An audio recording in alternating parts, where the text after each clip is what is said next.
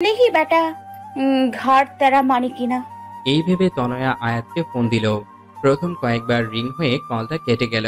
তারপর আয়াত ধরল। হ্যালো। হ্যাঁ বলো। Sorry sir. সরি বললে কাজ হবে না।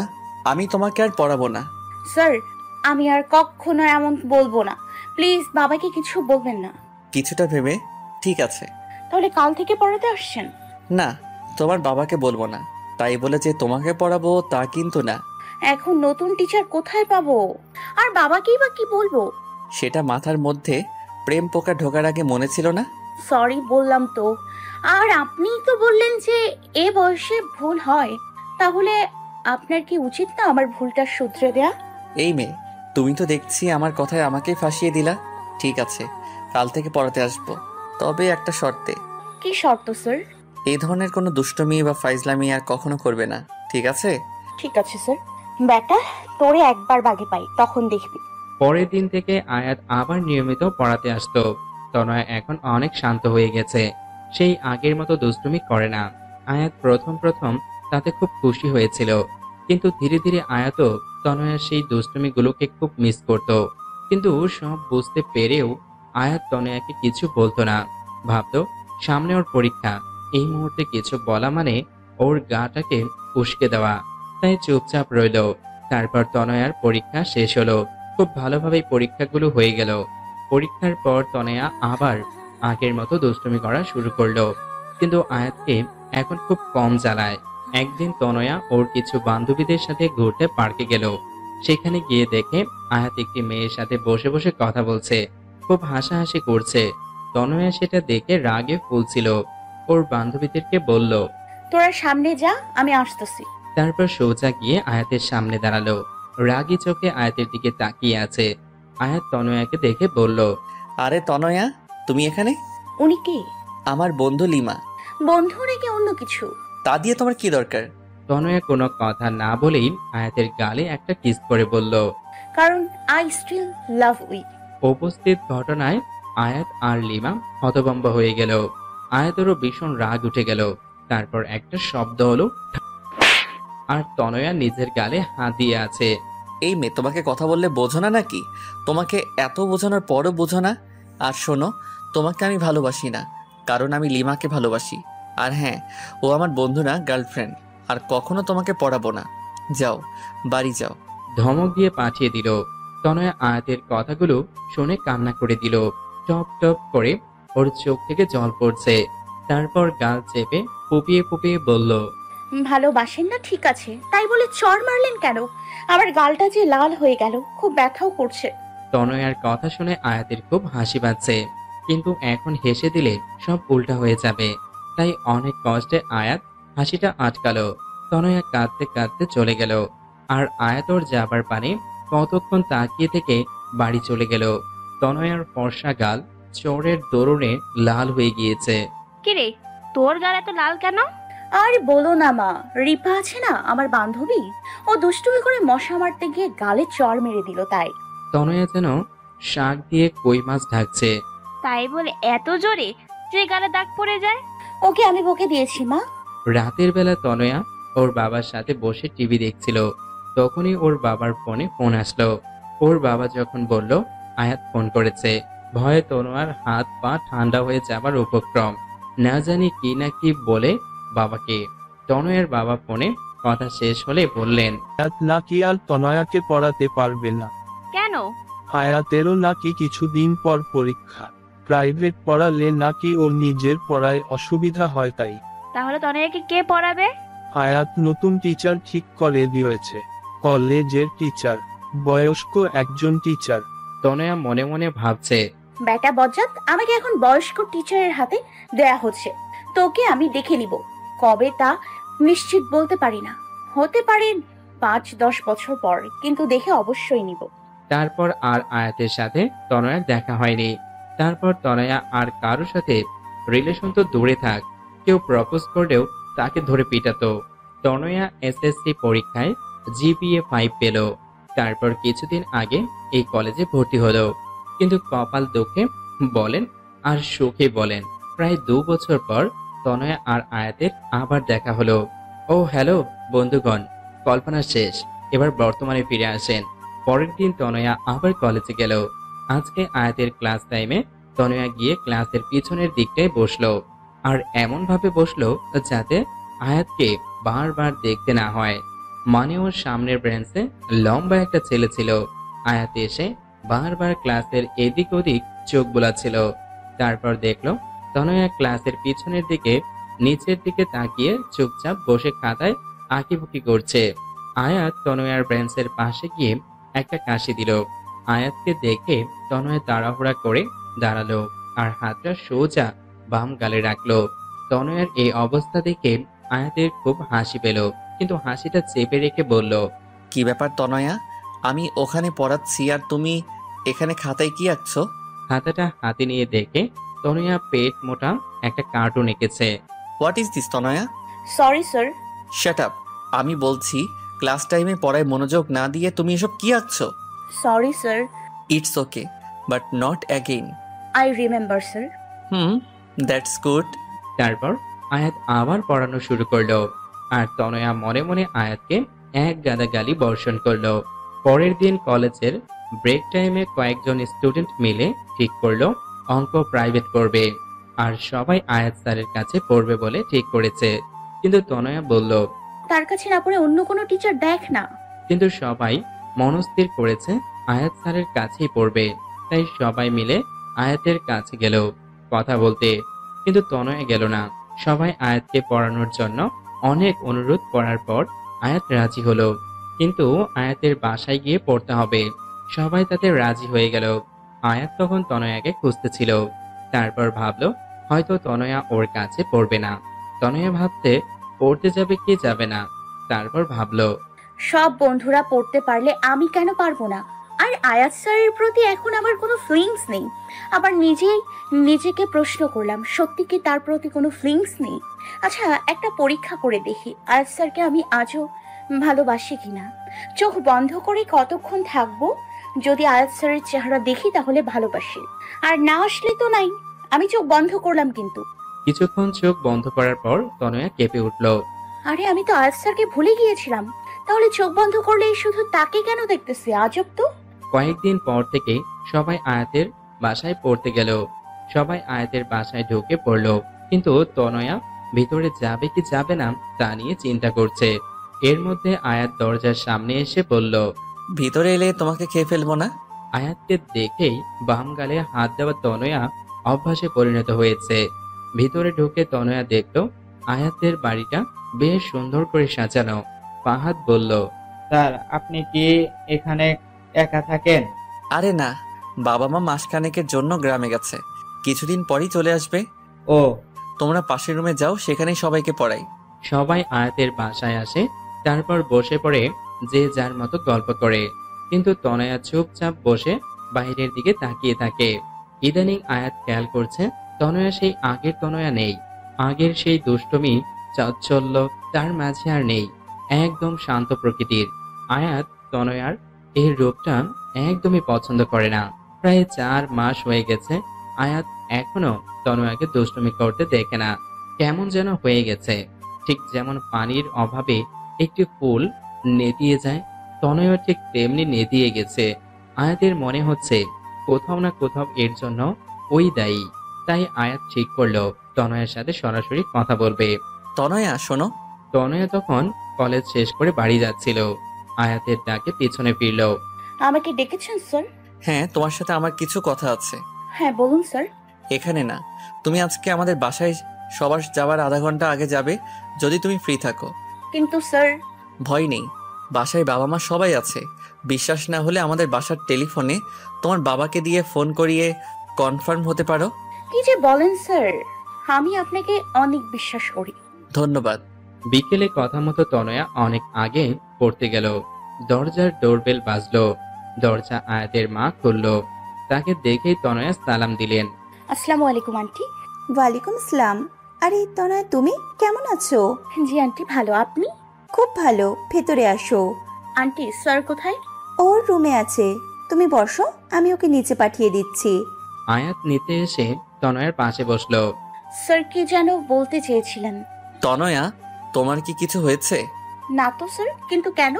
না, তুমি সেই আগের তনয়া আর নাই। কেন স্যার, আপনার এমন কেন মনে হলো?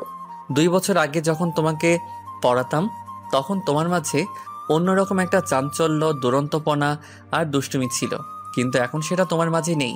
মনে হচ্ছে তুমি সেই তনয়াকে নিজের ভিতর বন্দি করে উপরে একটা মুখোশ পরে আছো। মনে হচ্ছে নিজেকে লুকাতে চাইছো। কোথাও এটার জন্য আমি দায়ী নই তো? না স্যার, সেরকম কিছু না। আপনি প্লিজ নিজেকে দায়ী করবেন না। আর স্যার, আপনি তো আমাকে বলেছিলেন ছেলে মানুষই সব সময় চলে না। আমি তাই ফলো করছি, নিজের ছেলে মানুষটাকে ছেড়ে বুঝদার হবার চেষ্টা করছি।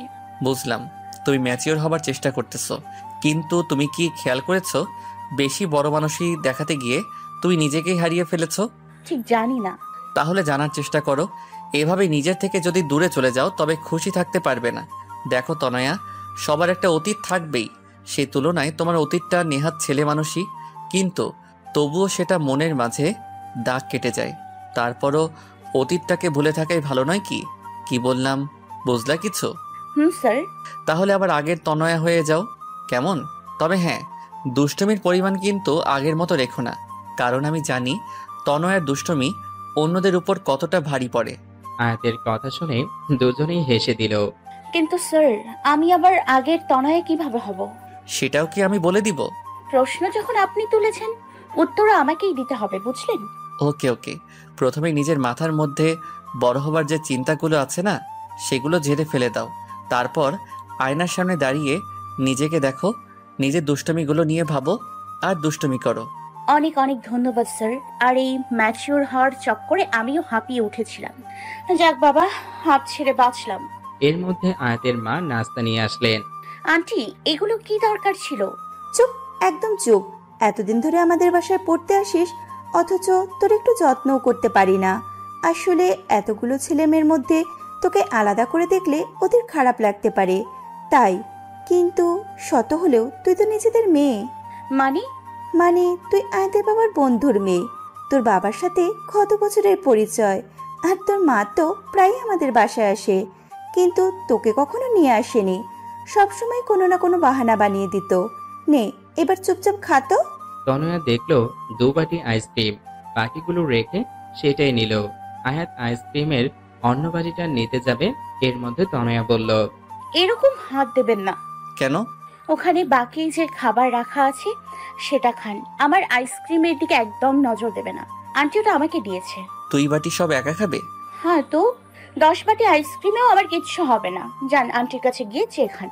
আয়াত মুচকি হেসে দেখলো পাগলি মেয়েটা বাচ্চাদের মতো আইসক্রিম খাচ্ছে, কিন্তু চোখ বন্ধ করে। তার মানে দুষ্টমি শুরুটা আমাকে দিয়েই করলে? তারপর পড়াশোনা শেষে তনয়া বাড়ি গিয়ে আয়নায় সামনে দাঁড়িয়ে বলল, কোন অতীতটা ভুলবো?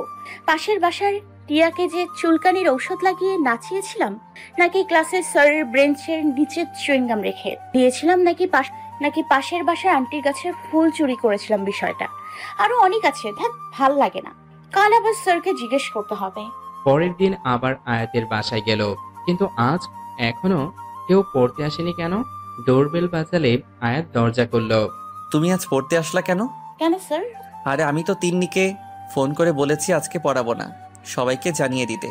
ও, তাহলে মনে হয় আমাকে জানাতে ভুলে গেছে। কেন পারবেন না? আসলে মায়ের শরীরটা একটু খারাপ, তাই। ও, তা আমি কি আন্টিকে দেখতে পারি? হ্যাঁ অবশ্যই, ভিতরে আসো। তনয়া ভিতরে গিয়ে আয়াতের মায়ের সাথে দেখা করে তার অবস্থার কথা জানতে চাইল। তারপর আয়াতকে বলল, স্যার, একটু কনফিউশন ছিল। হ্যাঁ বলো। শোনেন আন্টি, স্যার আমাকে কিছু অতীত ভুলে যেতে বলেছে, কিন্তু আমি ঠিক ভেবে পাচ্ছি না কোনটা ভুলবো আর কোনটা মনে রাখবো। তা অতীতগুলো কি আমাদের বলা যাবে? কেন বলা যাবে না? অবশ্যই। তারপর তনয়া শুরু করলো তার সকল দুষ্টুমির কাহিনী। শুরু করেছে তো করেছে, শেষের তো হচ্ছেই না। আর এইদিকে আয়াত আর ওর মা তনয়ের দুষ্টুমির কথা শুনে হাসতে হাসতে অবস্থা 12টা। তনয়া, এইসব কাজ তুমি করেছো? হ্যাঁ আন্টি, আরো আছে, কিন্তু ঠিক মনে পড়ছে না। কিন্তু এর মধ্যে থেকে কোনটা ভুলবো আর কোনটা মনে রাখবো তাই নিয়ে কনফিউজড আছি। একটাও বলতে হবে না। আরে আপনিই তো অতীত ভুলতে বললেন। ভুল হয়েছে আমার। আমি ভুলে গেছিলাম যে তুমি তনয়া। তুমি সবসময় আমার অস্ত্র আমার উপরই প্রয়োগ করো। তনয়া ঠোঁট ফুলিয়ে আয়াতের মায়ের দিকে তাকালো। তিনি তখনও হাসছেন। তোর মতো মেয়ে থাকলে তাদেরকেও সবসময় হাসি খুশি থাকবে। রিয়েলি আন্টি, এখন কেমন লাগছে আপনার? হ্যাঁ সত্যি, যা অসুস্থ ছিলাম তোর কথাই ঠিক হয়ে গিয়েছে, আর আমার এখন খুব ভালোও লাগছে। আন্টি আমি এখন উঠি, তাহলে নিজের খেয়াল রাখবেন। By aunty. আয়াত তনয়াকে দরজা পর্যন্ত এগিয়ে দিয়ে আবার ডাক দিল। তনয়া শোনো, জি স্যার। তুমি কালকে বলেছিলে তুমি আমাকে বিশ্বাস করো, কিন্তু সেই বিশ্বাসের ভিত্তি বা কারণটা জানতে পারি? একটা 14-15 বছরের মেয়ে আপনাকে প্রপোজ করেছে, চাইলেই আপনি তার দুর্বলতার সুযোগ নিতে পারতেন, কিন্তু আপনি তা না করে মেয়েটাকে ভুল পথ থেকে ফিরিয়ে এনেছেন। বিশ্বাস করার জন্য এটাই যথেষ্ট নয় কি? স্যার আমি আপনাকে খুব শ্রদ্ধা করি। আর আয়াত মুচকি হেসে বলল। সাবধানে যেও। Bye sir. আয়াত তারপর দরজা আটকে ভেতরে যেতেই শুনে তনয়ার চিৎকার। আয়াত দ্রুত দরজা খুলে হতভম্ব হয়ে গেল। আয়াত দরজা খুলে দেখে তনয়া সিঁড়ির উপর আধা শোয়া আর আধা বসা অবস্থায় পড়ে আছে। আয়াত প্রথমে ভাবল তনয়া হয়তো দুষ্টুমি করতেছে, কারণ এ ধরনের দুষ্টুমি তনয়া এর আগেও কয়েকবার করেছিল। তাই বলল, তনয়া এবার আর আমাকে বোকা বানাতে পারবে না, ওঠো বলছি। তনয়া, তনয়া। কয়েকবার ডাক দিল, কিন্তু তনয়ার কোনো সাড়া শব্দ পেল না।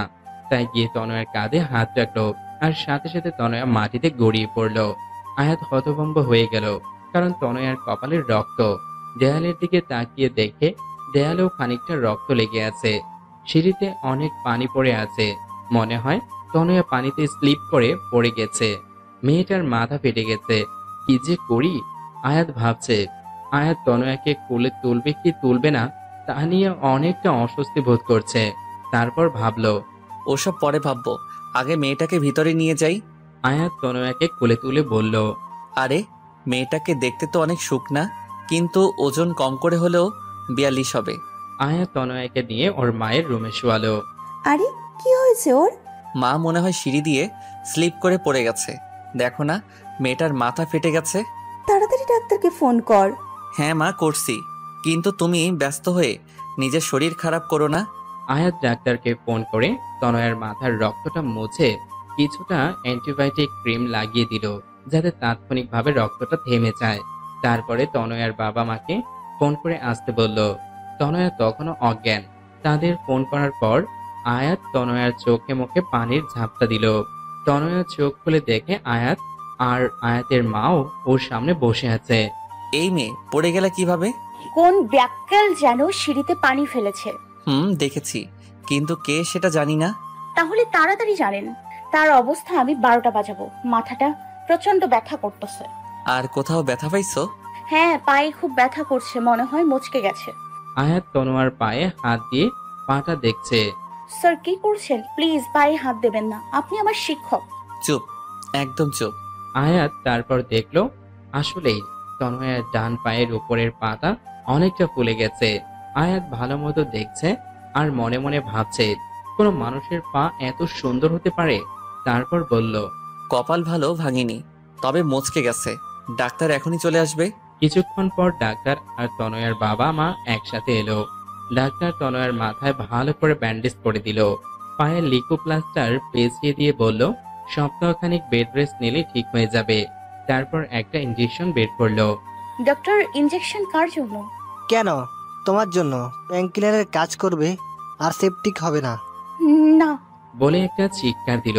ওর চিৎকার শুনে সবাই কানে হাত দিল, আর আয়াত তাড়াতাড়ি তনয়ের মুখটা চেপে ধরলো। চুপ চুপ, কানের পোকা বের করে দিল। আমি একদম ইনজেকশন দিব না।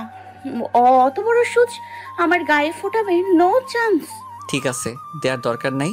আচ্ছা তনয়া, একটা কথা বলো তো, তোমার তো অনেক রকমের ফুল গাছ ছিল, এখনো কি আছে নাকি? স্যার আপনার মনে আছে? কেন মনে থাকবে না? অনেক সুন্দর তোমার বাগানটা। এখন তো আগের থেকেও বেশি ফুল আছে। জানেন স্যার, 12 রকমের ক্যাকটাস গাছ আছে আমার। আচ্ছা, তা আমাকে কিছু ফুল গাছ দিবা? হ্যাঁ অবশ্যই স্যার। ডাক্তার হয়েছে? হ্যাঁ। তনয়া তাকিয়ে দেখে ডাক্তারের ইনজেকশন দেওয়া শেষ। তনয়া বুঝলো আয়াত কেন ফুল গাছের প্রসঙ্গ তুলেছে। স্যার আপনি খুব বাজে। আমি জানি। কয়েকদিনে ঠিক হয়ে যাবে, ওষুধ দিয়ে গেলাম। আর হ্যাঁ, 2 দিন জ্বর থাকতে পারে। তারপর তনয়ার বাবা মা আয়াতের বাবা মায়ের সাথে কথা বলতে থাকে, আর আয়াত আর তনয়া অনেক কথা বলল। তনয়ার দুষ্টুমি ভরা কথাগুলো শুনে আয়াত মুগ্ধ নয়নে তনয়ার দিকে তাকিয়ে থাকে। তনয়ার চোখে চোখ পড়তেই আবার চোখ সরিয়ে নিত। এদিকে সন্ধ্যা পেরিয়ে গেল। আমাদের যে এখন উঠতে হবে। আরে থাক না আজকে। না রে, পরে একদিন। আজকে তনয়ার এ অবস্থা, তাই বাড়ি যাওয়াটাই বেটার। তাহলে আজকে উঠি। কিন্তু তনয়া তো হাঁটতেই পারে না, ও 3 তলা থেকে কিভাবে নামবে? আয়াতের বাড়িটা 3 তলা, নিচের 2 তলা ভাড়া দেওয়া, 3 তলায় ওরা থাকে, তাই 3 তলার ডুপ্লেক্স করা। সমস্যা নেই, আয়াত নামিয়ে দেবে। তনয়ার বাবা মা সবাই নিচের দিকে নামছে, সাথে আয়াতের বাবা মাও। কি ম্যাডাম রেডি? কিসের জন্য? আয়াত কোনো কথা না বলে তনয়াকে কোলে তুলে নিল। তনয়া হতভম্ব হয়ে গেল, আর প্রথমবার আয়াতের স্পর্শ পেয়ে শিহরিত হয়ে উঠল। ওর শরীরের প্রত্যেকটি পশম দাঁড়িয়ে গেল, কোনো কথা যেন মুখ থেকে বেরই হচ্ছে না। চুপচাপ চোখ বন্ধ করে আছে, আর আয়াত ওকে নিয়ে নিচে নামছে, কিন্তু এক ধ্যানে তনয়ার দিকে তাকিয়ে দেখছে আর ভাবছে, কি নিষ্পাপ মুখ। আল্লাহ ঠিক কতটা যত্ন করে বানালে মানুষ এতটা সুন্দর আর মায়াবী হয়। তনয়ার দিকে তাকিয়ে নিজের অজান্তেই মুচকি হেসে ফেলল। তনয়া শোনো। তনয়া চোখ মেলে বলল, জি। তোমার হাতটা আমার কাঁধে রাখলে ভালো হতো, তোমার যা ওজন। তনয়ার রাগান্বিত চোখে আয়াতের দিকে তাকিয়ে হাতটা আয়াতের কাঁধে রাখলো, আর আয়াতের চোখের দিকে তাকাতেই অজানা এক আবেশে হারিয়ে গেল। তনয়া মনে মনে বলল, আরেকটা চান্স নেব নাকি স্যারকে ভালোবাসার? সাথে চটটার কথা মনে পড়ল, আর তনয়া হাতটা ওর বা গালে চলে গেল। আয়াত সেটা খেয়াল করে বলল, এই মেয়ে, তুমি আমাকে দেখলে সবসময় গালে হাত দাও কেন? এমন ভাব করছেন যেন কিচ্ছু জানেন না। আয়াত তা দেখে হেসে দিল। তনয়া দেখলো ওরা নিচে নেমে প্রায় গাড়ির কাছে পৌঁছে গেল। তনয়া বলল, ইস, 3 তলা না হয়ে 10 তলা হলে ভালো হতো। তনয়াকে গাড়িতে পৌঁছে দিয়ে আয়াত মনে মনে কি যেন ভেবে মুচকি হাসি দিল। তনয়া চলে গেল। সেদিন রাতে তনয়ার ভীষণ জ্বর আসলো। পরের 2 দিন তনয়াকে ক্লাসে না দেখে আয়াত একেবারে অস্থির হয়ে গেছে। ফোনে অবশ্য খবর নিয়েছিল, তাই ভাবলো আজ তনয়াকে দেখতে যাবে। সেদিন বিকালে আয়াত আর আয়াতের মা তনয়াদের বাড়ি গেল। প্রায় 2 বছর পর আয়াত তনয়াদের বাড়ি আসলো। বাড়ির চারপাশে তাকিয়ে মনে মনে বলছে, মেয়েটা সত্যি বলেছে, ওর ফুলের বাগানটা আগের থেকে অনেক বড় করেছে। নিজে যেরকম ফুলের মতো দেখতে, তেমনি তার ফুলের শখ। আয়াতকে দেখে তো তনয়ার মা খুব খুশি। আয়াত তাকে সালাম দিয়ে কুশলাদি বিনিময় করে বলল, আন্টি, তনয়া কেমন আছে? আরে বলো না, 2 দিন জ্বরের কারণে ছোট বাচ্চাদের মতন জ্বালাচ্ছে। আর সারাদিন কিচ্ছু খাওয়াতে পারিনি, দেখো এখনো ঘাপটি মেরে শুয়ে আছে। আন্টি কিছু মনে না করলে আমি একবার চেষ্টা করে দেখতে পারি? আরে এটা মনে করার কি আছে, এই নাও খাবার। তনয়া রুমেই আছে। আয়াত আস্তে করে রুমে ঢুকে দেখে তনয়া বাচ্চা মেয়েদের মতো গুটিসুটি মেরে শুয়ে আছে। আয়াত তনয়ার রুমের দিকে তাকিয়ে হেসে দিল। বাচ্চাদের মতো সারা রুমে কার্টুন পিক লাগানো, টম অ্যান্ড জেরি থেকে শুরু করে রূপাঞ্চেল, সবার পিক আছে। আয়াত তনয়ার দিকে তাকিয়ে ভাবছে, আসলেই 2 দিনের জ্বরে মেয়েটা অনেকটা শুকিয়ে গেছে, চোখ দুটো বসে গেছে, মুখটা শুষ্ক হয়ে গেছে, আর চুলগুলো এলোমেলো। তনয়া, তনয়া। তনয়া আয়াতের ডাক শুনে চোখ মেলে তাকালো। আয়াতকে দেখে যেন তনয়ার চোখে মুখে খুশি ফুটে উঠল। স্যার, আপনি কেমন আছেন? আয়াত তনয়াকে উঠে বসতে সাহায্য করে, তারপর বলে, আমি তো ভালো, বাট তুমি নিজের কি অবস্থা করেছো? স্যার, আমি তো ঠিক আছি। হ্যাঁ, দেখেই বোঝা যাচ্ছে কতটা ঠিক আছো। এবার খাবারটা খেয়ে নাও। না, খাবার খেলে আমার বমি পায়, আর খাবারগুলো খুব তেতো। খাবার না খেলে আরো বেশি দিন অসুস্থ থাকবে। থাক, তবুও খাবো না। তুমি কি 2 দিন তোমার বাগানে গেছিলা? না তো, কেন? আন্টি বলল তোমার অনেকগুলো গাছ চুরি হয়ে গেছে। কি? তাই তো বলি, খেয়ে তাড়াতাড়ি সুস্থ হয়ে গাছের খেয়াল রাখো। দিন তাড়াতাড়ি খাই, আমার গাছ। বলে মুখ ভার করে খাচ্ছে। আয়াত সেটা দেখে মুখ টিপে টিপে হাসছে। তারপর তনয়া আয়াতের মায়ের সাথে অনেকক্ষণ গল্প করলো। কিছুক্ষণ পর তারা চলে গেলেন। তনয়ার সুস্থ হতে প্রায় 10 দিন সময় লাগলো। এই 10 দিন আয়াত ক্লাসে তেমন কোনো মনোযোগ দিতে পারলো না। তনয়াকে খুব মিস করতো, কিন্তু কেন সেটা সে নিজেও ভেবে পাচ্ছিল না। তনয়া এখন নিয়মিত কলেজে আসে। দিন চলে যাচ্ছে, আর তনয়া আর আয়াতের সম্পর্কটা আগের থেকে অনেকটা কাছে এসেছে। খুব ভালো বন্ধুত্ব হয়ে গেছে দুজনার। তারপর তনয়ার প্রথম বর্ষের ফাইনাল পরীক্ষা শুরু হলো। আর পরীক্ষা খুব ভালোভাবেও হয়ে গেল। একদিন তনয়া বন্ধুদের সাথে একটু রেস্টুরেন্টে গেল। সেখানে আয়াতের জিএফ লিমাকে দেখলো, কার সাথে যেন কথা বলছে। তনয়া লিমাকে প্রথম দেখে চিনে ফেলল। তারপর মনে মনে বলল, কি করে ভুলবো এই শয়তানিকে? আমার অঙ্ক স্যারকে আমার কাছে থেকে চুরি করে নিয়ে গেল। চুন্নি কোথাকার? কিন্তু চুন্নিটার সাথে কে? আয়াত স্যারের মতো তো লাগছে না। যাই একটু দেখে আসি আর জ্বালিয়েও আসি। তনয়া ওর বন্ধুদের বলল। তোরা খাবার অর্ডার দে, আমি এক্ষুনি আসতেছি। তনয়া লিমার সামনে গিয়ে দাঁড়িয়ে বলল, হাই লিমা আপু, হাই। আমাকে চিনতে পেরেছেন? কিছুক্ষণ তাকিয়ে থেকে বললাম, তুমি তনয়া না? জি আপু, কেমন আছেন? ভালো, তুমি? জি ভালো। তারপর তনয়া লিমার পাশে বসা লোকটির দিকে তাকালো। না, এ তো আয়াত স্যার নয়। তাহলে কে? একবার জানতে চাইবো। না থাক, যদি কিছু মনে করে আবার জিজ্ঞেস না করলে যে কনফিউশন থেকে যাবে। কি করি? তা এখানে কি করতে? বন্ধুদের সাথে। আচ্ছা আপু, আপনার সাথে ইনি কে? উনি আমার। কথাটা বলতে যাবে এরই মধ্যে লিমাকে কে যেন ফোন করলো। লিমা ফোনটা রিসিভ করেই বলল, হ্যাঁ আয়াত, বল। আর কথা বলতে বলতে একটু দূরে চলে গেল। তনয়া বুঝলো ফোনটা আয়াত করেছে, তাই কিছু না বলে মন খারাপ করে বন্ধুদের কাছে এসে বলল, মা ফোন করেছিল, এখনই বাসায় যেতে বললো।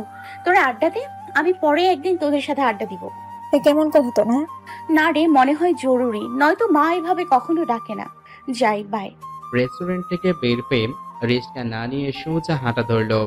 আজ কেন যেন তনুর খুব কষ্ট হচ্ছে, মনে হচ্ছে বুকটা ফেটে যাবে। ভীষণ কান্না পাচ্ছে। কেন আমি আয়াত স্যারকে ভালোবাসলাম, আর কেনই বা এতটা কষ্ট হচ্ছে? এদিকে লিমার ফোনে কথা বলা শেষ হলে তনয়াকে খুঁজতে খুঁজতে ওর বন্ধুদের কাছে গিয়ে তনয়ার কথা জানতে চাইলো। তারপর ওকে না পেয়ে নেহার কাছ থেকে তনয়ার ফোন নাম্বার নেয় এবং লিমারটা নেহার কাছে দিয়ে আসে আর বলে অবশ্যই যেন ফোন করে। এদিকে তনয়া হাঁটতে হাঁটতে প্রায় বাড়ির কাছে চলে আসে। ওদের বাড়ি থেকে কিছু দূরে ছোট্ট একটা পার্ক। এই সেই পার্ক যেখানে দাঁড়িয়ে আয়াত ওকে চড় মেরেছিল। এখানে বিকালে অনেকে ব্যায়াম করে, কেউ গল্পগুজব করে। তনয়া পার্কে ঢুকে নদীর ধারে একটা ব্রেঞ্চে বসলো। কেন যেন খুব কান্না পাচ্ছে আর মনে মনে নিজে নিজে বলছে, স্যারের কাছে আমার ভালোবাসাটা নেহাত ছেলে মানুষই ছাড়া আর কিছু না, কিন্তু আমার কাছে কেন সেটা মনে হয় না। আমার ছেলে মানুষই মনের মধ্যে যে ছোট্ট একটা ভালোবাসার মতো হৃদয় আছে, সেটা কি স্যার দেখতে পায় না, নাকি বুঝতে পারে না? পারবে বা কি করে? স্যার তো আমায় না, লিমাকে ভালোবাসে। এদিকে তনয়ার ফোনটা বেজেই চলেছে। ফোনে অচেনা নাম্বার দেখে রিসিভ করলো না, কিন্তু বারবার রিং হচ্ছে বলে তাই এবার রিসিভ করলো। এপাশ থেকে বলল, হ্যালো তনয়া, আমি লিমা। তনয়া চমকে উঠলো আর ভাবছে। এই চুন্নি কেন আমাকে ফোন করলো? তারপর বলল, হ্যাঁ বলুন আপু। তনয়া তুমি কোথায়? পার্কে বসে আছি। কোন পার্ক? যে পার্কে বসে আপনার বয়ফ্রেন্ড আমাকে চড় মেরেছিল।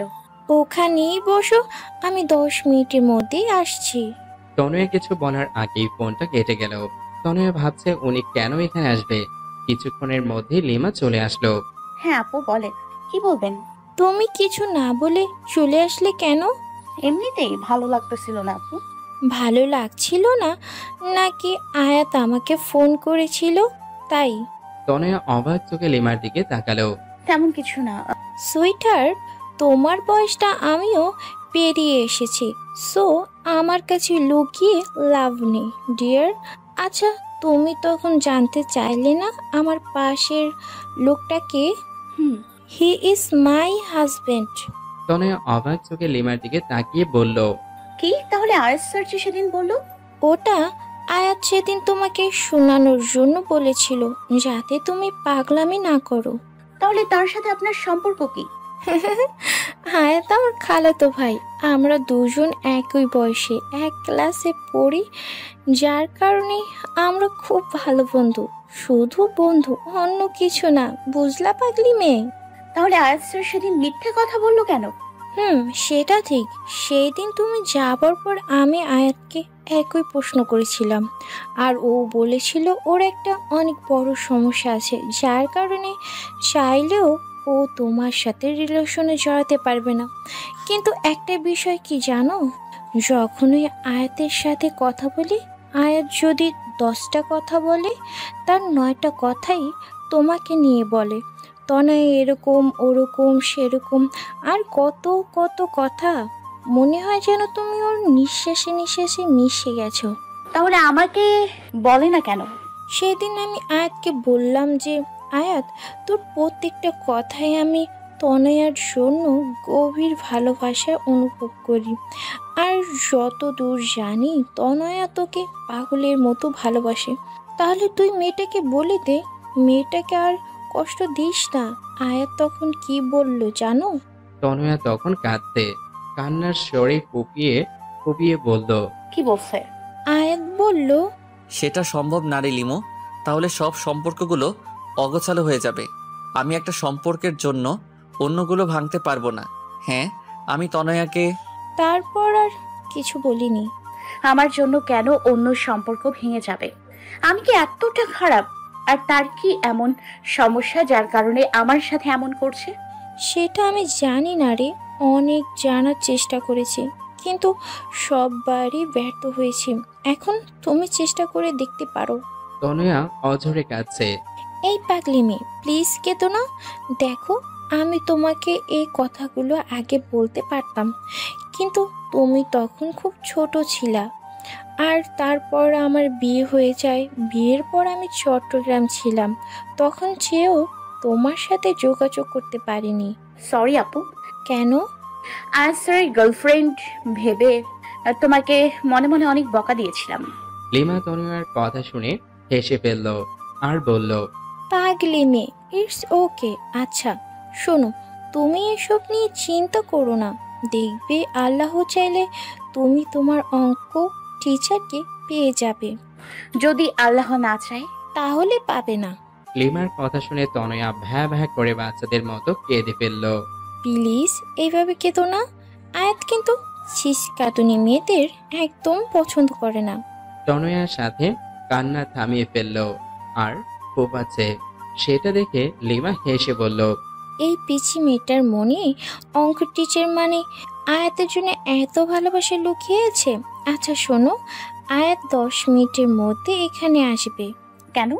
আমি আসতে বলেছি। কেন?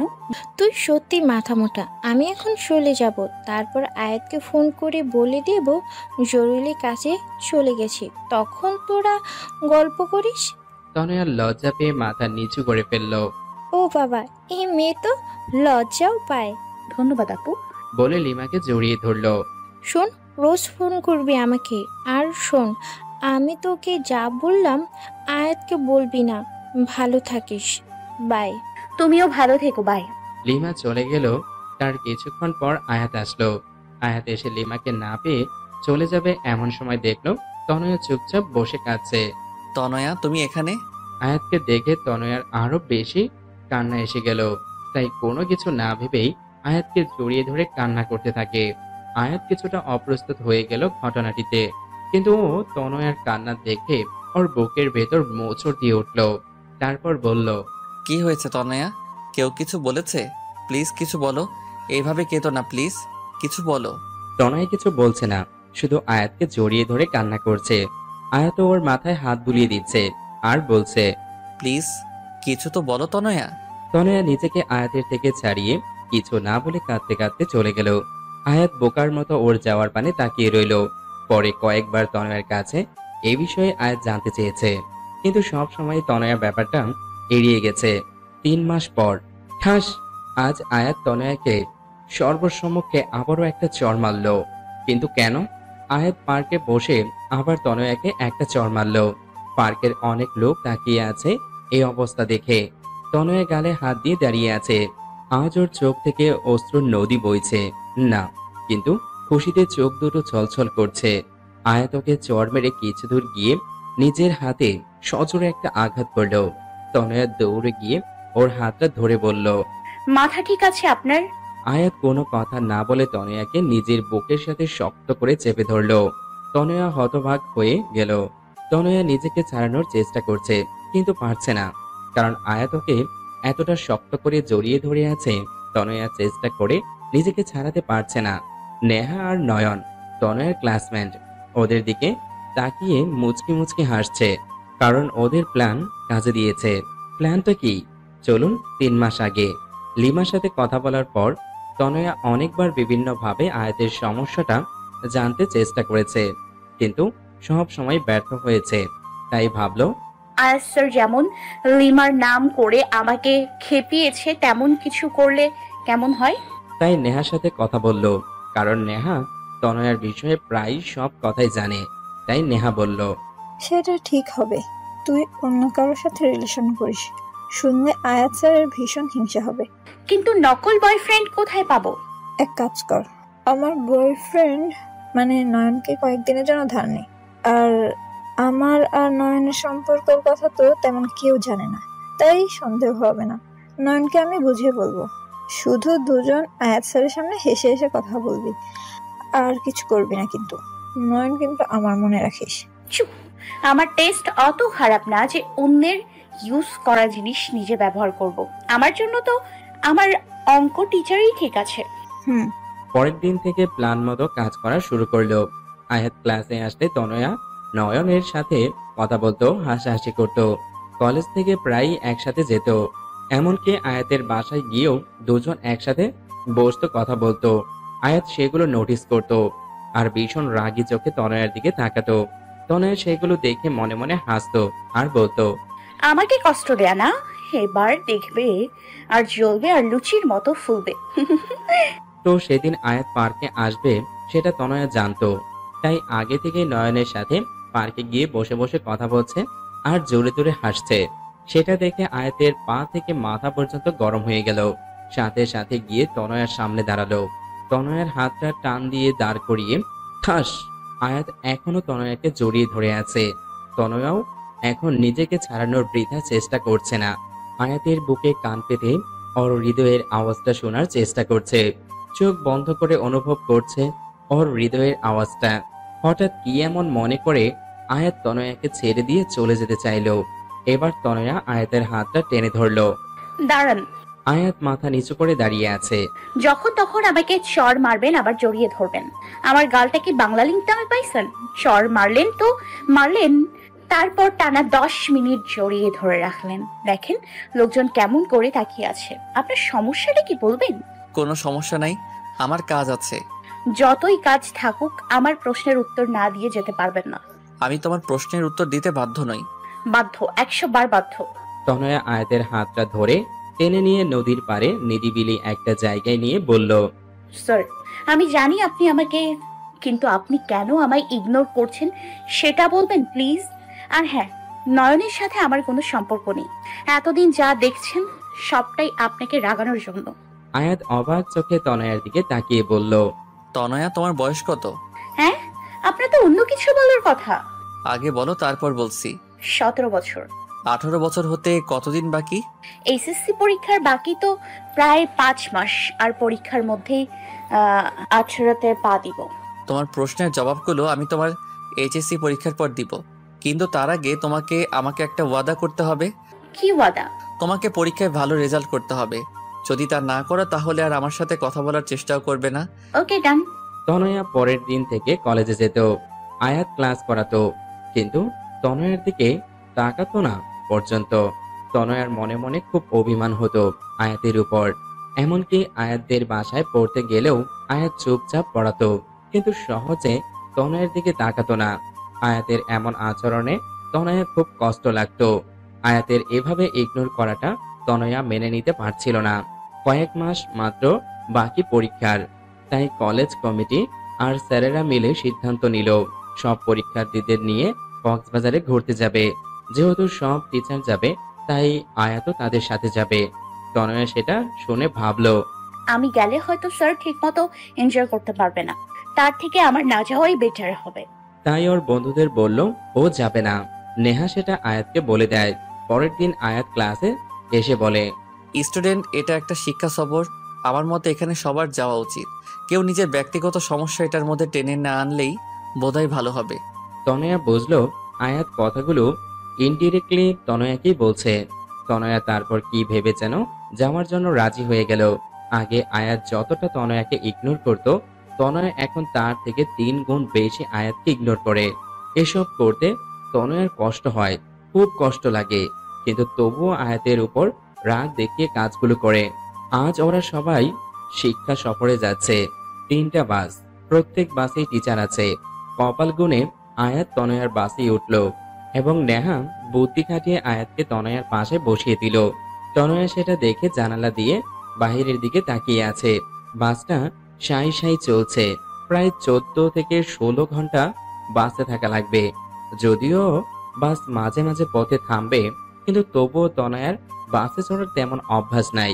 আর তাছাড়া তনয়ার বেশিক্ষণ জার্নি করলে বমি পায়, তাই তনয়া ব্যাগে বমির মাথা ব্যথার ওষুধ নিয়েছিল, কিন্তু বোকার মতো সেগুলো হ্যান্ডব্যাগে না নিয়ে জামা কাপড়ের ব্যাগে রেখে দিয়েছে, যেটা বাসের বক্সে রাখা হয়েছে। বাস চলার ঘন্টা 3 মধ্যেই তনয়ার মাথা ব্যথা শুরু হলো, সাথে মাথাও ঘুরছে, বমিও পাচ্ছে, কিন্তু খুব কষ্টে তনয়া সেটা আটকানোর বৃথা চেষ্টা করছে।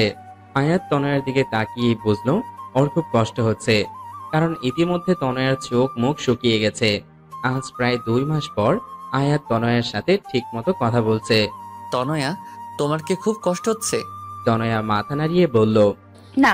দেখো তনয়া, কোনো সমস্যা হলে না বলে কিভাবে বুঝবো? মাথা। এটুকু বলার সাথে সাথে বমি করে দিল। আর কোনো কথা বলতে পারছে না, শুধু বমি করাটাকে থামানোর বৃথা চেষ্টা করছে।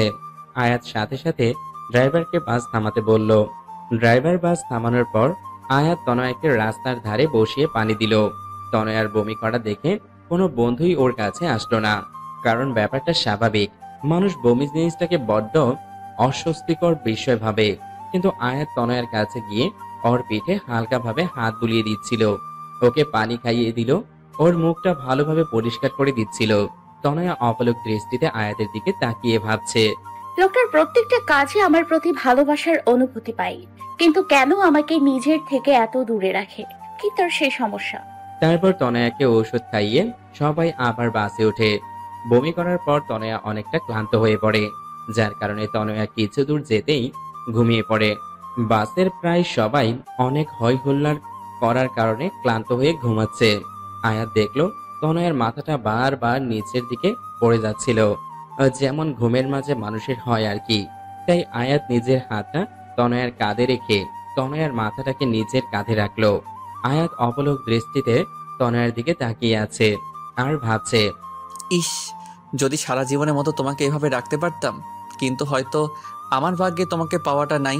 তোমাকে পেলে হয়তো জীবনে কোনো চাওয়া থাকতো না, কিন্তু বিবেকের কাছে আবেগ আর সমস্ত চাওয়া সবসময় পরাজিত। আমি জানি তোমাকে ভালোবাসাটা আমার তুচ্ছ আবেগ না, কিন্তু সত্যিকারের ভালোবাসাটাও এক ধরনের তীব্র আবেগ। খুব ইচ্ছা করে এই পিচ্চি তনয়াটাকে আমার হৃদয় খাঁচায় সারা জীবনের জন্য বন্দি করে রাখি, কিন্তু আমি জানি হয়তো তা সম্ভব না। আমি তোমাকে আমার সমস্যার কথাগুলো বললে হয়তো তোমার জীবনটা তছনছ হয়ে যাবে, তোমার ভবিষ্যৎটা নষ্ট হয়ে যাবে, কারণ কষ্ট সহ্য করার বয়সটা যে তোমার এখনো হয়নি। আয়াত তনয়ার দিকে তাকিয়ে থাকতে থাকতে ঘুমিয়ে পড়ে। কিছুক্ষণ পর তনয়ার ঘুম ভাঙে, কিন্তু তনয়ার মনে হচ্ছে কারো হৃদয়ের মাঝে আছে ও। মাথাটা হালকা ওঠাতেই দেখে আয়াতের কাঁধে ওর মাথাটা রাখা। নিজের অজান্তেই তনয়ার মুখে হাসি ফুটে উঠল। তনয়া ভাবছে, ভবিষ্যতে আমি আয়াত স্যারকে পাবো কিনা জানি না, তার সাথে সারা জীবন কাটাতে পারবো কিনা জানি না, কিন্তু এই যে মুহূর্তগুলো তার সাথে কাটাচ্ছি, এর থেকে সুন্দর মুহূর্ত আর আমার জীবনে আসবে কিনা আমি তাও জানি না, কিন্তু এই মুহূর্তগুলোকে আমি আমার সবটা দিয়ে উপভোগ করতে চাই। হঠাৎ রাস্তার উঁচু নিচু ঢালে বাস লাফিয়ে ওঠায় আয়াতের ঘুম ভেঙে গেল।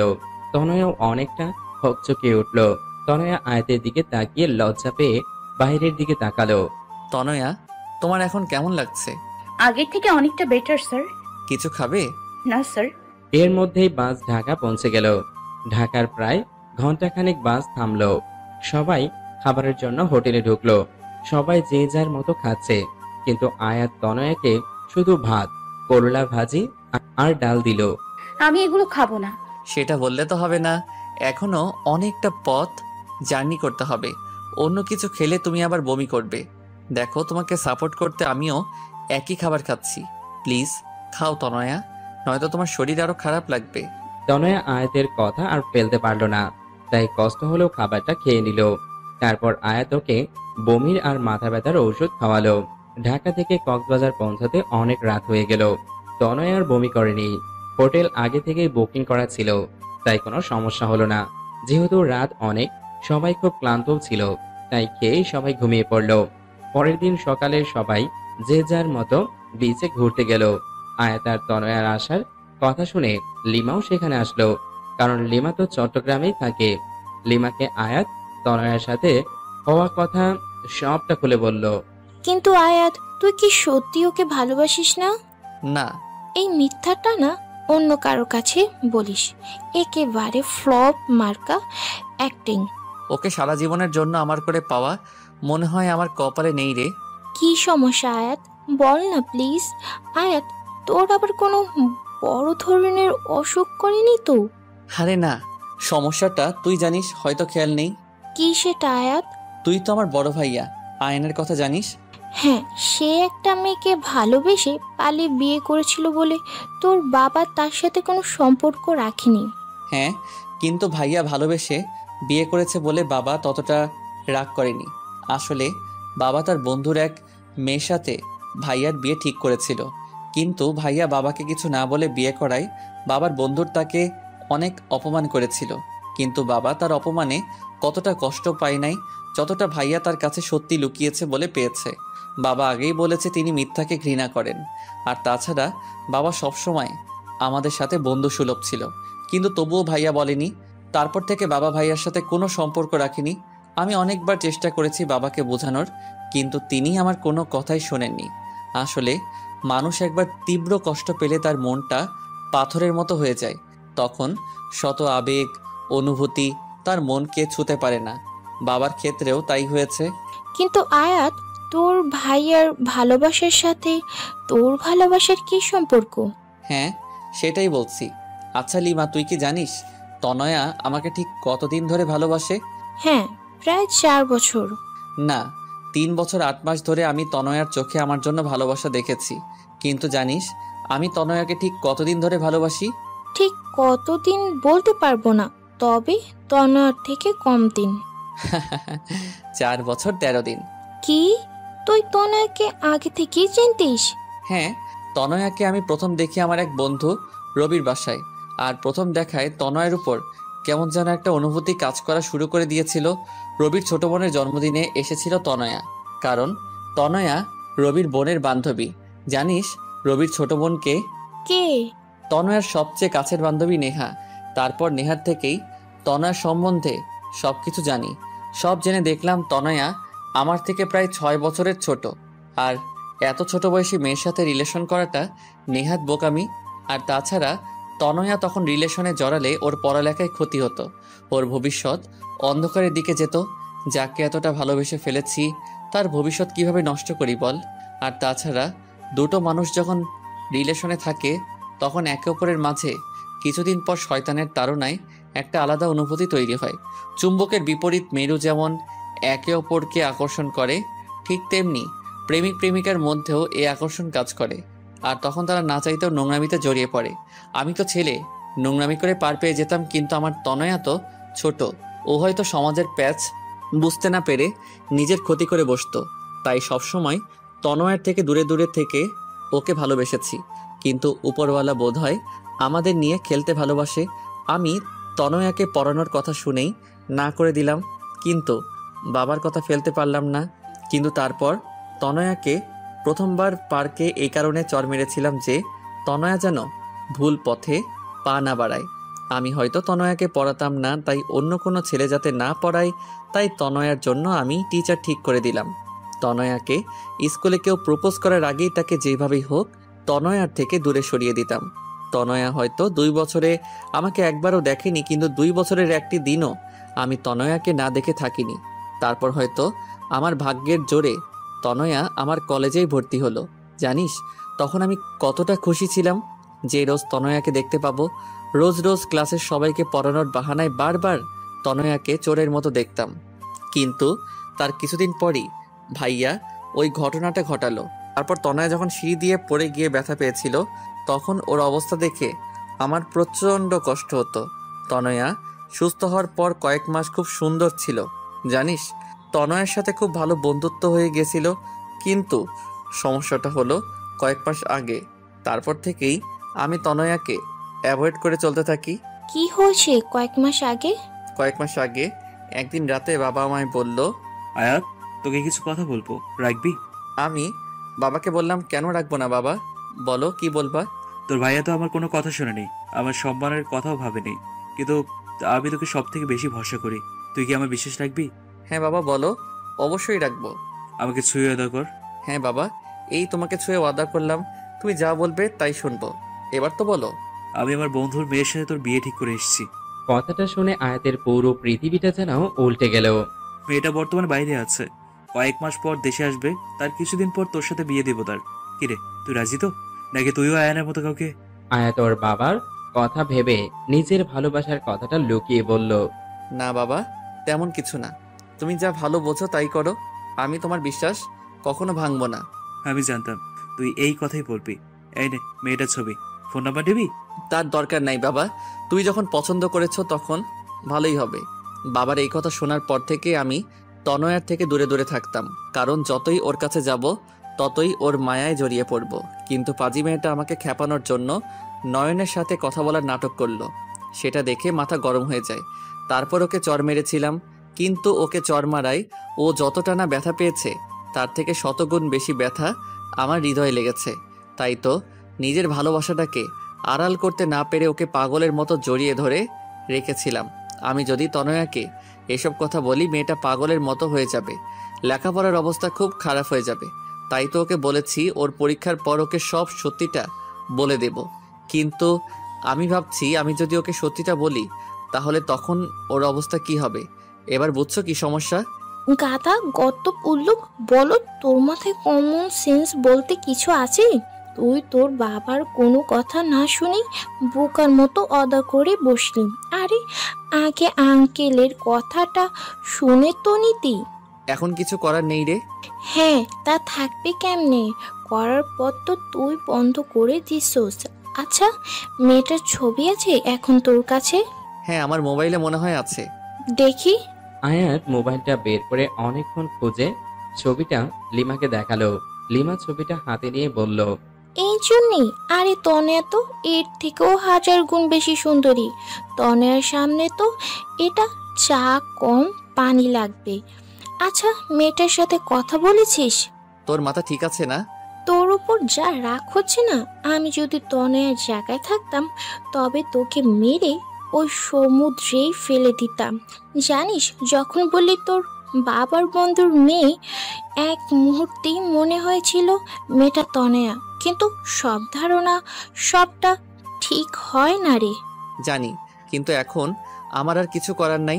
তা কিভাবে পারবি, অ্যাবনর্মাল আবাল ছেলে কোথাকার। এই বলে রাগ করে লিমা চলে গেল। লিমার রাগ হওয়াটা অস্বাভাবিক কিছু না। আয়াত চুপচাপ ওখানে বালির উপর বসে সাগরের পানে অপলক দৃষ্টিতে তাকিয়ে আছে। আমার চোখ থেকে টপ টপ করে নোনা তরলগুলো ঝরে পড়ছে, যেগুলো আবার নোনা বালিগুলো নিজের বুকে ধারণ করে নিচ্ছে। তনয়া আয়াতের সামনে এসে কিছুক্ষণ দাঁড়িয়ে দেখছে কিভাবে আয়াতের চোখ থেকে জল ঝরছে। হঠাৎ তনয়া আয়াতের চোখের পানিটা ধরে ফেললো। আয়াত তনয়ার দিকে তাকালো।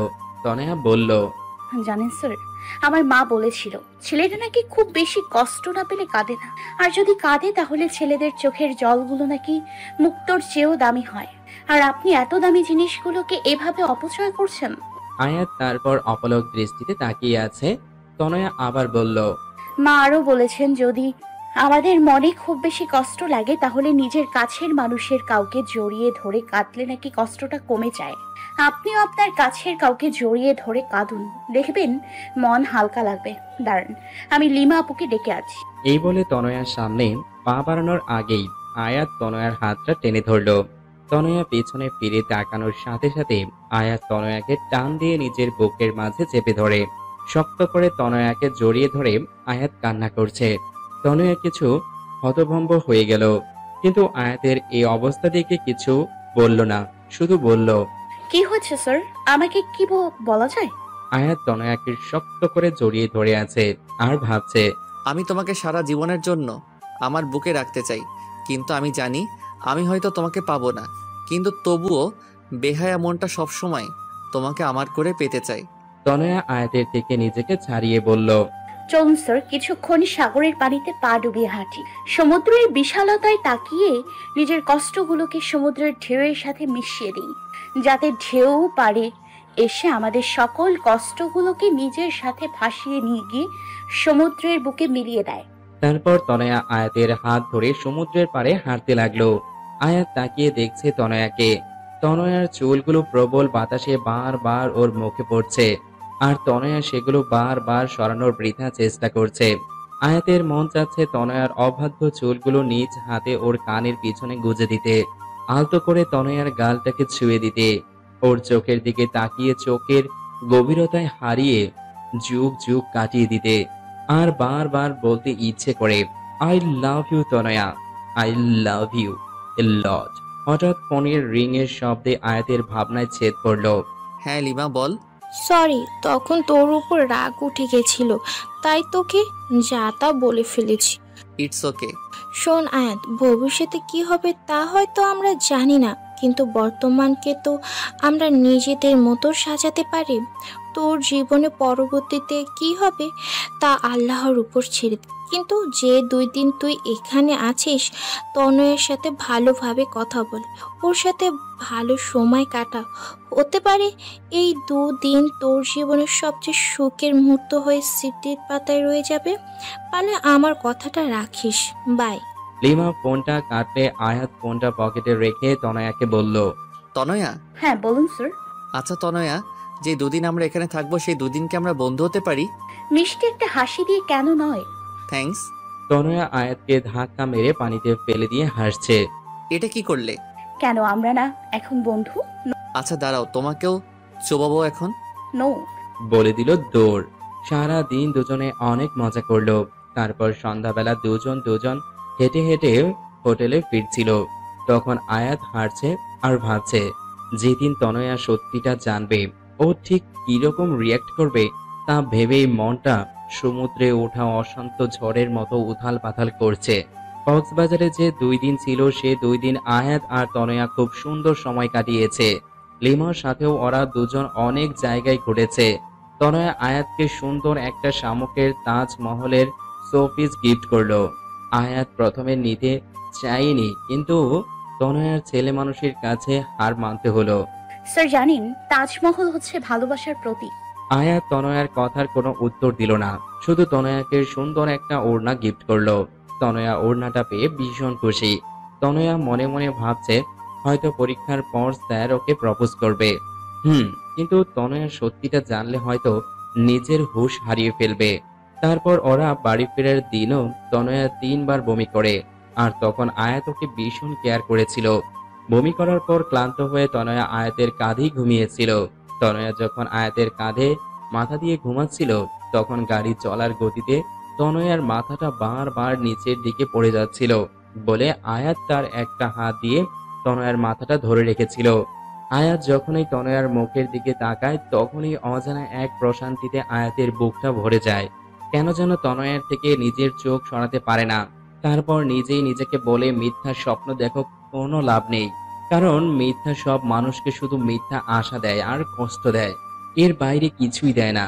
তনয়া কিছুটা পথ ঘুমিয়েছিল আর কিছুটা পথ ঘুমের অভিনয় করেছিল, কারণ ঘুম ভাঙলে যে আয়াত তার হাতটা কাঁধটা থেকে সরিয়ে নেবে।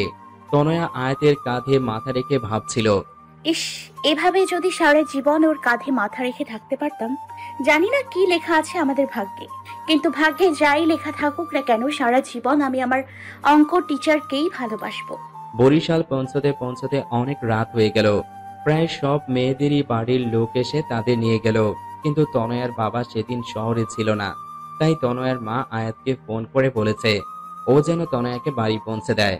তাই আয়াত তনয়াকে নিজের গাড়িতে করে তনয়াদের বাড়ির দিকে যাচ্ছে। এখন কেমন লাগছে তনয়া? জি মোটামুটি ভালো। তোমার কি জার্নিতে অ্যালার্জি আছে? জি স্যার, আসলে আমি এত দূর বসে কখনো ট্রাভেল করিনি। ও, তোমার বাড়ি এসে গেছে? ও, ভেতরে আসুন স্যার।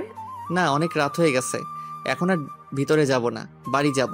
ওকে, কিন্তু একবার গাড়ি থেকে বাইরে বের হন। কেন? আরে আগে বের হন, তারপর বলছি। আয়াত গাড়ি থেকে বের হয়ে দাঁড়াতেই তনয়া হুট করে আয়াতকে জড়িয়ে ধরলো। আয়াত কিছুটা হতবাক হয়ে গেল। তনয়া অনেকক্ষণ আয়াতকে জড়িয়ে ধরে বলল, আমি জানি না পরীক্ষার পর আপনার সিদ্ধান্ত ঠিক কি হবে, কিন্তু এই যে 2 দিন আপনার সাথে কাটালাম, এটা আমার জীবনের সবচেয়ে স্মরণীয় দিন হয়ে আমার মনের মণিকোঠায় সারা জীবন গেঁথে থাকবে। আপনি যেমন আমার মনে গেঁথে আছেন, ঠিক তেমনই এই স্মৃতিগুলো গেঁথে থাকবে। ধন্যবাদ স্যার, আমার সাথে এত সুন্দর 2 দিন কাটানোর জন্য। আয়াত আর কিছু বলল না, নিজেকে তনয়ার থেকে ছাড়িয়ে চুপচাপ চলে গেল। পরের দিন থেকে সবাই লেখাপড়া নিয়ে অনেক ব্যস্ত হয়ে পড়ে, কারণ সামনে পরীক্ষা। আয়াত তনয়ার সাথে কথা বলে, কিন্তু খুবই কম।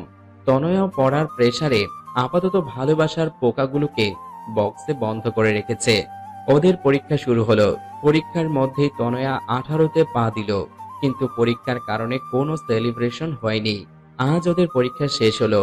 তনয়ার পরীক্ষা খুব ভালো হলো, কারণ ও আয়াতকে প্রমিস করেছিল। পরীক্ষা শেষ হওয়ার পর তনয়ার অধীর আগ্রহে আয়াতের ফোনের অপেক্ষা করতে লাগলো। কিন্তু প্রায় 1 মাস হয়ে গেছে, কিন্তু আয়াত ওকে দেখা করতে বলছে না। ফোনে তনয়ার সাথে কথা হলেও এই বিষয়ে আয়াত সব সময় এড়িয়ে যায়। এড়িয়ে যাবে না তো কি করবে? আয়াতের তো তনয়ার মুখোমুখি হতেই ভয় করে, ঠিক কি বলবে ওকে। কিন্তু তনয়া আর অপেক্ষা করতে পারছে না, তাই সরাসরি আয়াতকে ফোন দিয়ে বলল, আপনি দেখা করবেন নাকি আপনার বাসায় আসবো? না না, তার দরকার নেই। আসলে আমি তো এখন কিছু কাজে ঢাকা এসেছি, 2 সপ্তাহ পর আসতেছি। সেদিন আসবো, তার পরের দিনই তোমার সাথে দেখা করব। 2 সপ্তাহ পর তনয়া একটা রেস্টুরেন্টে বসে আয়াতের জন্য অপেক্ষা করছে। এই 2 সপ্তাহ যে তনয়া ঠিক কিভাবে কাটিয়েছে তা শুধু তনয়াই জানে। কিছুক্ষণ পর আয়াত আসলো। তনয়ার বুকটা দূর দূর করছে। আয়াত ঠিক কি বলবে এটা ভেবে। কেমন আছো? ভালো, আপনি? ভালো। কিছু খাবে? না না স্যার, স্যার। তারপর দুজন অনেকক্ষণ নীরবতা পালন করলো, কিন্তু তনয়া আর অপেক্ষা করতে পারছে না। গত 4 বছরের বেশি সময় ধরে অপেক্ষা করেছে, তাই মুখ ফসকে বলেই ফেললো, স্যার আপনি যেন কি বলতে চাইছিলেন? হ্যাঁ, কিন্তু ঠিক কিভাবে বলবো সেটা ভাবছি। এত ভাবাভাবির দরকার নেই, সরাসরি বলে দেন। আমি শোনার জন্য রেডি। প্লিজ, আল্লাহ ভালো কিছু যেন বলে। আয়াত কিছুক্ষণ ভেবে বলল, তনয়া, আমার বিয়ে ঠিক হয়ে গেছে। তনয়া অবাক চোখে আয়াতের দিকে তাকালো। তারপর আয়াত ওর বাবার, ওর ভাইয়ার সব কথা বলল। এও বলল সামনের মাসের শেষের দিকে ওর বিয়ে, আর সেই মেয়েটি কিছুক্ষণ পর এখানে ওর সাথে দেখা করতে আসবে। আয়াতের কথাগুলো শোনার পর তনয়ার পুরো পৃথিবীটা যেন গোলক ধাঁধার মতো ঘুরছে। চোখ দুটো ঝাপসা হয়ে যাচ্ছে। নিজের ওপর যেন কোনো নিয়ন্ত্রণ রাখতে পারছে না। চিৎকার করে কাঁদতে ইচ্ছে করছে, কিন্তু শত কষ্টে তনয়া নিজেকে আটকাচ্ছে। প্লিজ তনয়া, আমাকে মাফ করে দাও। আর প্লিজ নিজের উপর নিয়ন্ত্রণ রাখার চেষ্টা করো। আসলে আমি... থাক স্যার, আপনার আমাকে কোনো এক্সপ্লেনেশন দেওয়ার দরকার নেই। আমি আপনাকে জানি।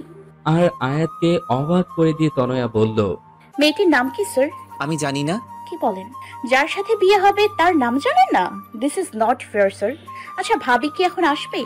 আয়াত তনয়ার কথায় হতবাক হয়ে গেল। তারপর বলল, আমি কি তাকে একবার দেখতে পারি? ভয় নাই, আমি আমার বিষয়ে কিচ্ছু বলবো না। তনয়া, আর ইউ ওকে? কেন? Yes sir, I am absolutely ওকে। আরে আপনি আবার এটা ভাবছেন না তো যে আমি উল্টাপাল্টা কিছু করে ফেলবো? পাগল নাকি স্যার? আমি তনয়া, আর আমি এতটা সাহসী নই যে নিজের জাহান্নামের টিকিট নিজে কাটবো। তনয়ার এমন কথা শুনে আয়াতের মুখের ভাষা যেন হারিয়ে গেছে, কিছু বলতে পারছে না। কিছুক্ষণের মধ্যে সেই মেয়েটা আসলো। এসে তনয়াকে বলল, are you Ayat? I am Abani. Yes, বসুন। উনি? তনয়াকে উদ্দেশ্য করে তনয়া বেশ হাসি মুখে বলল, hi, I am Tanaya, IELTS এর স্টুডেন্ট। Oh hi. তো আপনি আমাদের ভাবি হবেন? আপনি জানেন আপনি অনেক লাকি, কারণ আপনি আয়াত স্যারকে নিজের জীবন সঙ্গী হিসেবে পাচ্ছেন। স্যার অনেক ভালো মানুষ। এখানে এসেছিলাম কিছু কাজের জন্য, কিন্তু স্যারকে দেখে তার সাথে একটু কথা বললাম। I hope you don't mind. No no. আচ্ছা, আমি তাহলে আসি, কিছু কাজ আছে। বাই ভাবি। By sir. তনয়া একটিবারও আয়াতের দিকে তাকালো না, শুধু সামনের দিকে তাকিয়ে হাঁটছে। আজ তনয়া পা দুটো যেন চলছে না, মনে হচ্ছে পিছন থেকে কোনো অদৃশ্য শক্তি ওর পা দুটোকে আঁকড়ে রেখেছে। কিন্তু তনয়ার এমন আচরণে আয়াত অনেক অবাক হলো। তনয়া চলে যাচ্ছে। আয়াত হাঁ করে ওর যাওয়ার পানে তাকিয়ে আছে। তনয়া নিজের অবাধ্য চোখের জলগুলোকে মোছার বৃথা চেষ্টা করছে। আয়াত বুঝতে পারছে তনয়ার মনের অবস্থা, কারণ আয়াতের মনের অবস্থাটাও তো একই রকম। তনয়া চলে যাবার পর আয়াত নিজেকে আর ঠিক রাখতে পারছে না, তাই অবনীকে বলল, আমার খুব মাথা ব্যথা করছে, আমরা কি পরে একদিন কথা বলতে পারি? অবনী বলল। ঠিক আছে। আয়াত বাড়ি এসে বারবার তনয়াকে ফোন করছে, কিন্তু কেউই ফোন ধরছে না। তারপর বাধ্য হয়ে তনয়ার বাবার ফোনে ফোন করে বলল, আঙ্কেল, তনয়া কি করছে? তনয়ার বাবা বলল, তনয়া নাকি টিভি দেখছে, কার্টুনও দেখছে আর পাগলের মতো হাসছে। এই মেয়েটা না পুরো পাগল। আয়াত বলল, আঙ্কেল, ফোনটা একটু তনয়াকে দিবেন। তনয়ের বাবা ফোনটা তনয়াকে দিয়ে বলল, আয়াত ফোন করেছে। হ্যালো স্যার, কেমন আছেন? ভাবি কেমন